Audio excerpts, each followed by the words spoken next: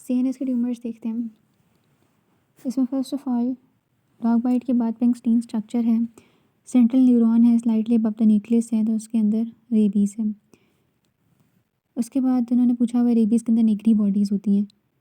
Meningitis के अंदर aetiological agent पूछा हुआ है, तो ग्रुप बी स्ट्रेप्ट होता है अगर 2 साल का बच्चा है।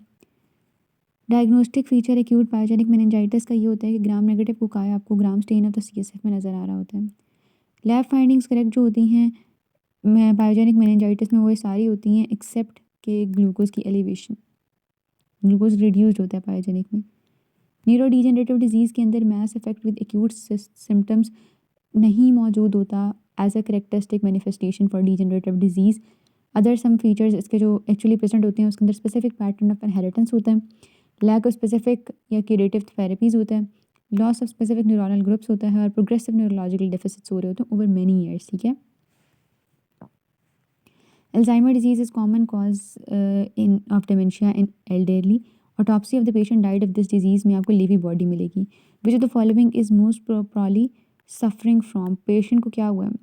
पेशेंट नाम भूल रहे हैं तो उसको क्या हुआ है? उसको अल्जाइमर हो रहा है.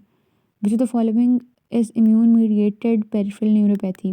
Guillain-Barré syndrome. CNS and peripheral nerve tumours के अंदर मेल को न्यूरोफाइब्रोमेटोसिस टाइप 2 है तो उसको कौन सी डिजीज़ एडिशनली डेवलप हो सकती है? उसको शवानोमा डेवलप हो सकता है। उसके बाद whorled appearance is seen in which of the following CNS tumour, तो वो मेनिंजियोमा के अंदर नज़र आती है। In which of the following tumour autosomal dominant effect होता है, सेरिबेलर हेमिस्फेयर्स होते हैं, रेटिना होता है और less commonly brain stem, spinal cord और नर्व रूट्स इन्वॉल्व होती हैं तो वो हेमेंजियोब्लास्टोमा होता है। उसके बाद है which of the following diagnosis होगा अगर आपके सीटी पर ड्यूरा नज़र आ रहा है, मैस ड्यूरा के साथ अटैच्ड है, compression of the underlying brain है तो मेनिंजियोमा है। उसके बाद classical radiological feature of the cyst with mural nodule is observed in low grade pathology such as astrocytoma. Mural nodule, अच्छा। उसके बाद 5 ईयर ओल्ड चाइल्ड है, अपनी माँ के साथ आया है, हेडेक है बर्थ से उसको, ठीक है, और MRI was done, mid line of cerebellum में कुछ है तो मेडुलोब्लास्टोमा, ब्लू सेल्स हैं। उसके बाद mass was removed, histopathology psammoma bodies नजर आई हैं, meningioma. Attach to dura compressing the underlying brain, अभी हमने पढ़ा है, मेनिंजियोमा। कहाँ गया वो? ये देखो। Which of the following CNS tumour के बेस्ट प्रोग्नोसिस होता है तो वो pilocytic. Which of the following responses is false regarding medulloblastoma. देखो मेडुलोब्लास्टोमा जो होता है ना वो सेरिबेलम में पाया जाता है, double L in medullo and double L in cerebellum. Otherwise ये चाइल्डहुड के अंदर होता है, डेस्मोप्लास्टिक होता है, मैलिग्नेंट होता है, रेडियो सेंसिटिव होता है। समोमा बॉडीज़ का जिक्र उन्होंने फिर से कर दिया तो आपने कहना है कि भाई समोमा बॉडीज़ तो मेनिंजियोमा में पाई जाती हैं। अच्छा, फिर आता है कि स्वेलिंग जो है वो रिवील कर रही है फाइब्रोस्टोमा और साथ इंटरस्पर्स्ड शॉर्ट फेसिकल्स और स्पिंडल सेल्स वेवी न्यूक्लिया उसके मौजूद हैं तो न्यूरोफाइब्रोमा आता है।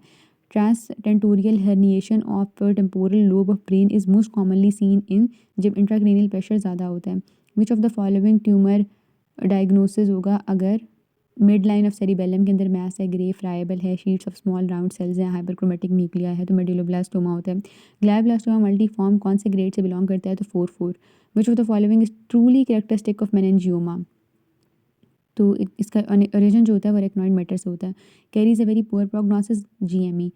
ग्लायोब्लास्टोमा multiforme childhood tumour brain stem के अंदर होता है which on biopsy demonstrate bizarre pleomorphic tumour cells accompanied by necrosis and haemorrhage. इसके अंदर डायग्नोसिस के अंदर ग्लायोब्लास्टोमा मल्टीफॉर्म आ जाता है। Which of the following CNS tumour का बेस्ट प्रोग्नोसिस होता है तो ओलिगोडेंड्रोमा का, डेंड्रोग्लायोमा का। उसके बाद 5 ईयर सर्वाइवल रेट इसके अंदर 74.1% होता है। 4 ईयर ओल्ड आपके पास आया है, उसके पास राउंड ब्लू न्यूक्लियाई हैं तो मेडुलोब्लास्टोमा है। उसके बाद वो आपसे पूछ रहे हैं ट्यूमर बेस्ट किस तरह से क्लासीफाई होगा।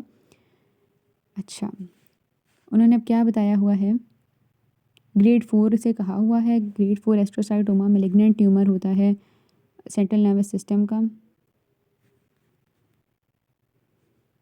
हिस्टोलॉजिकल सेक्शन ये रिवील करता है कि हाइपर सेलुलर ट्यूमर है, सर्पेंटाइन नेक्रोसिस है, एल डिफाइंड नेक्रोटिक मैस है।